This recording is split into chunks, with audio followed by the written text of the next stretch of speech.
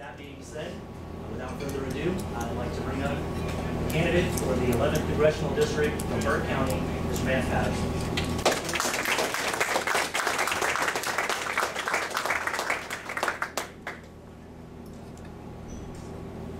Are we working here? Yes, we are. Thank you, Mike, and thank you, everybody, for being here tonight. I'm going to talk to you about a crisis that's coming. I mean, we've heard of a lot of crises coming out of this administration in Washington, but the crisis I'm talking about dwarfs the others in its direct impact on you and your family. I'm talking about an economic crisis. An economic crisis that could threaten our standard of living, our leadership role in the world, and the quality of life for our future generations. The generations we'll never meet.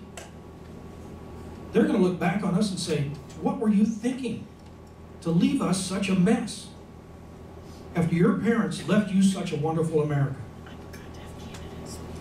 Our economy tanked 3 years ago, and it's been flat ever since.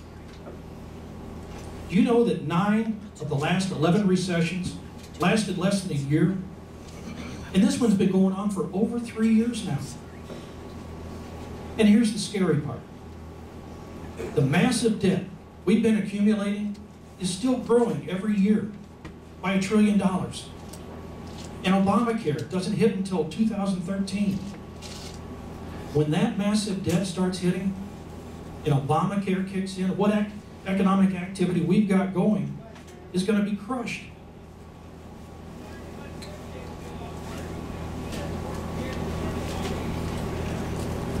The last time we went through an economic crisis like this was back during the Nixon-Ford-Carter era. It started in 1970. I know a lot of you were going through it at the same time I was. I remember it well. I finished my education in 1972. Mary Jo and I got married in 1974.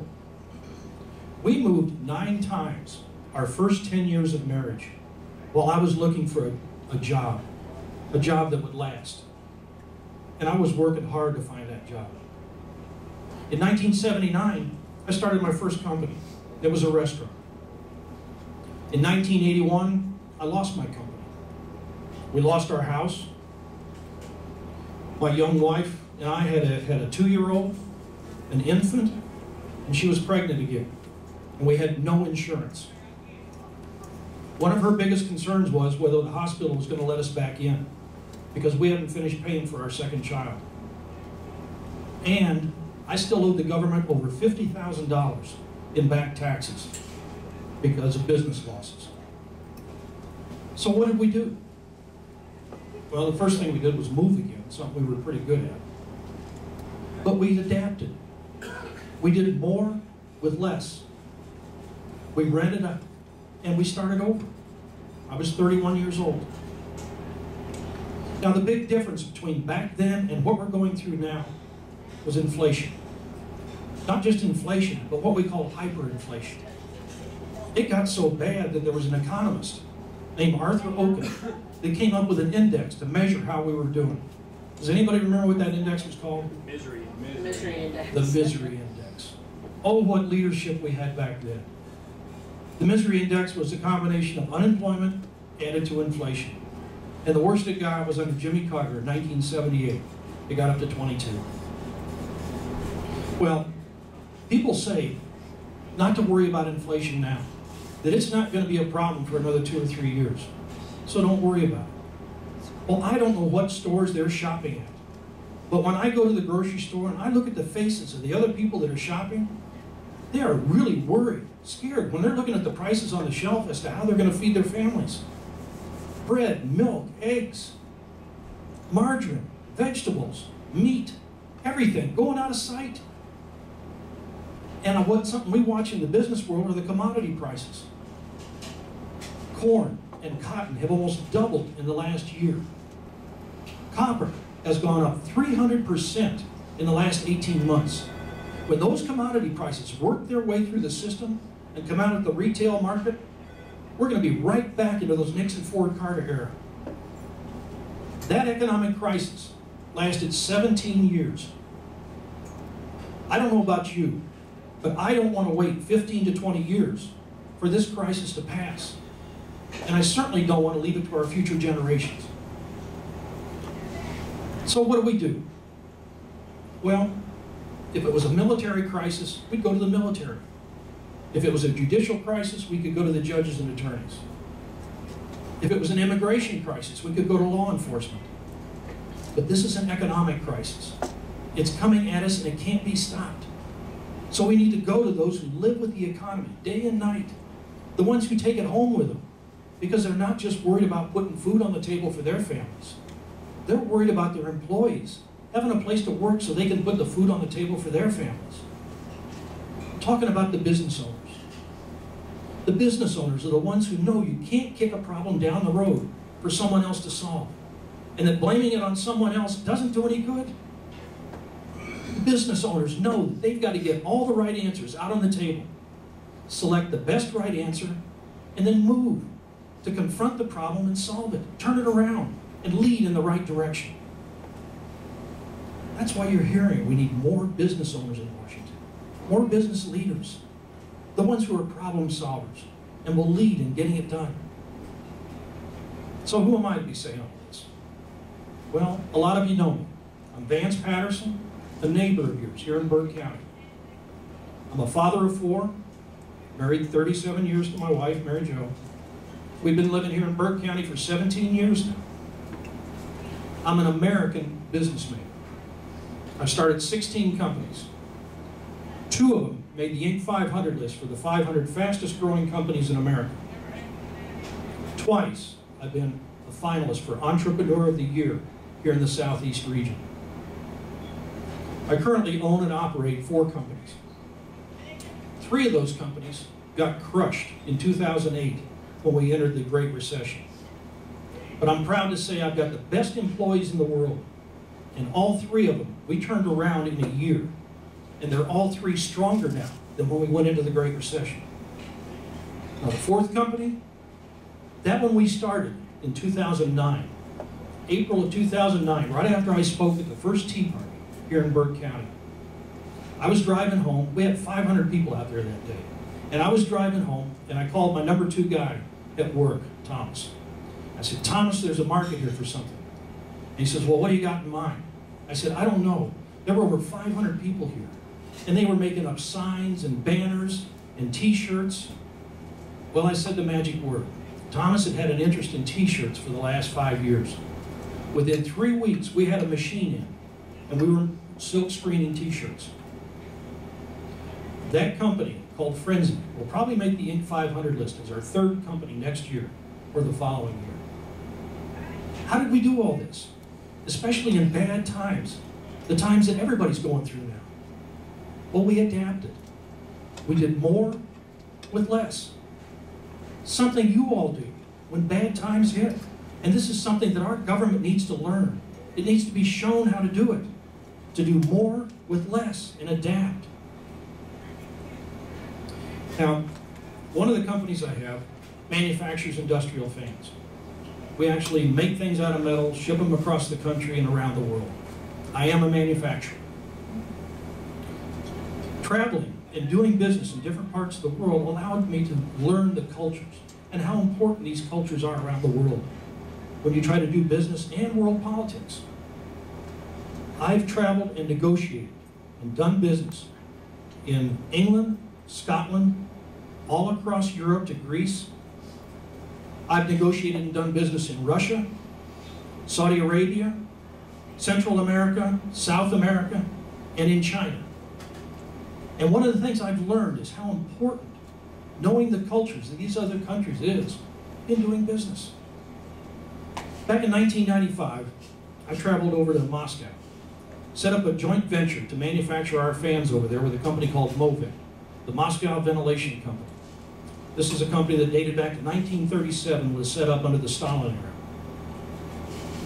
We were going to ship our materials over there for final assembly in Russia, in Moscow, and then for sales and distribution to Eastern Europe. Well, I flew over, and we had an agreement pretty much in place, except that when I got there, I found out that a letter of intent has no meaning in Russia. We had to work on what's called an agreement of cooperation. That's Russian. We went into negotiations and negotiated for 3 days. It was just me, the one American, and 8 Russians. They had sales and marketing and engineering. They had legal and accounting and the president of the company. We sat in there for 3 days and negotiated. They would make a proposal and I would counter it and go back and forth. Well, at one point, they made a proposal and I was thinking to myself, there's no way I'm going to do this. And I couldn't think of a response. And I'm thinking, this deal's dead. This deal's blown. There's no way. And I bet I sat there for a minute and a half, 2 minutes saying nothing. Fortunately, the Russians are fairly patient. Finally, I just pushed back from the table, got up and walked away. And it was the exact right thing to do. The other Russians stood up and said, yes, we take a break now. And we went in the other room and we ate some hard salami and some bread and some cheese and drank some plum juice, relaxed a little bit. And then we came back in and we put the deal together. And it was on my terms. It was a good deal. It lasted 6 years.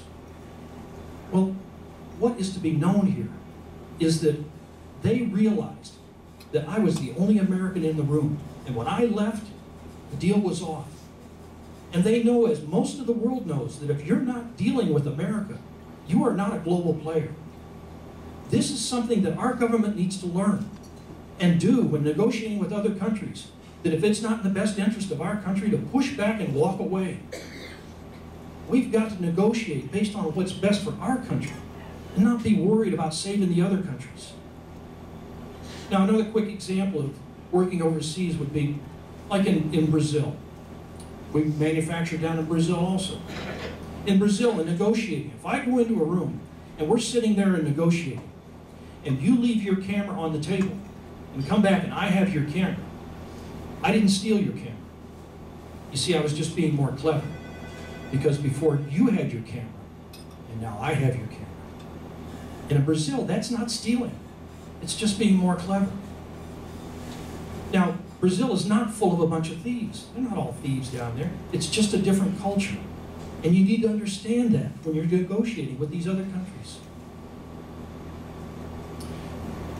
Let me tell you a little more about me and where I stand on some of the issues.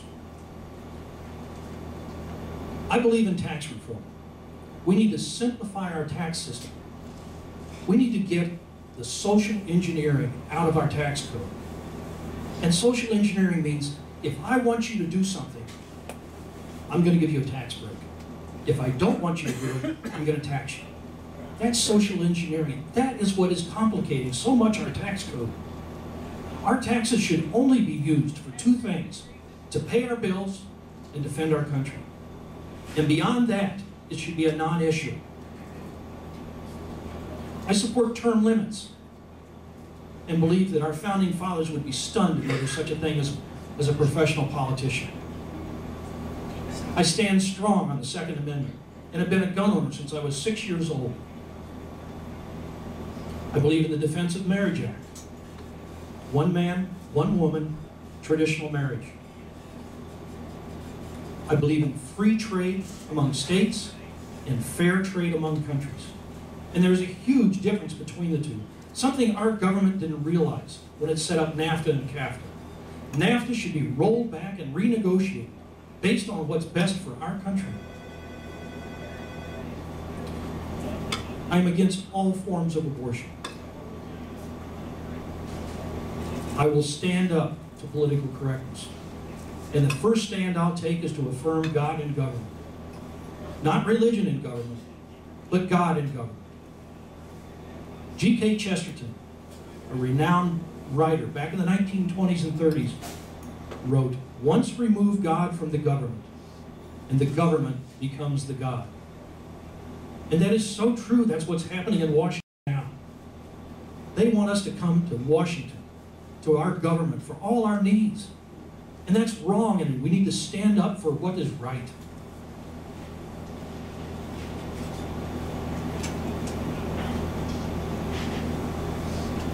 This coming election should not be a popularity contest. In business, when there's a challenge, when there's a problem, we don't hire our friends. We look at the candidates and try to decide which one is the most qualified to step up and solve that problem? Who has the background? Who has the experience? Who has the creativity to come up with the solutions to confront that problem and turn it around? I'm going to ask you to have the responsibility in this campaign to look at the candidates and decide which one is the most qualified. Which one has the experience and the knowledge and the background to solve the problems that's facing us in Washington and here in our district? Why am I running for Congress? I've got this down to one sentence. I've been asked so many times. It's to work for my family, for your family, and to serve my country. I'm creative in starting companies, and that brings jobs. I've got a degree in economics and 38 years business experience, which means I know how the economy works on our level, where jobs are created and businesses are started.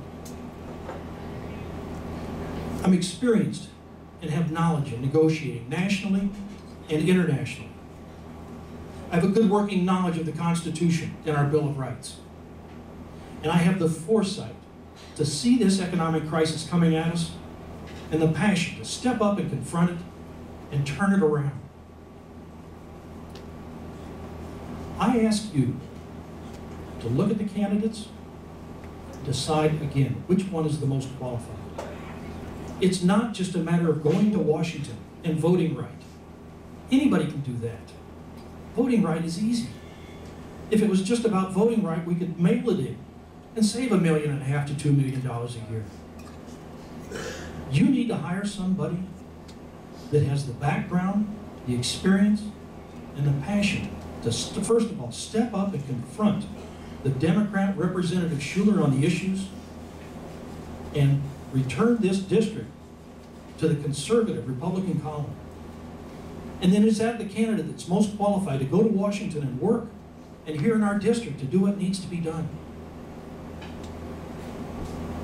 I ask you to have that moment of responsibility to look at the candidates and decide which one is the most qualified. Have that moment of clarity where you realize that America's best days are ahead of us. Have that moment of clarity and vision to know that with strong conservative leadership, experience, a business plan, and a passion to make it work, we can turn the economy around now, here in the 11th District. We don't have to wait on the rest of the country, or even the rest of the state. Heck, half the state doesn't even know we're here, because we're east or we're west of I-77. Manufacturing is coming back. I know, because I'm a manufacturer. And I've put together a business plan to attract that manufacturing to our district. I ask you to have that moment of responsibility when you go into the privacy of that voting booth to look at the list of candidates and decide which one is the most qualified. If you were spending your own money, which one would you hire to work for your family? I'm asking you for this job. I'm asking you to vote and hire me on May 8th. Thank you.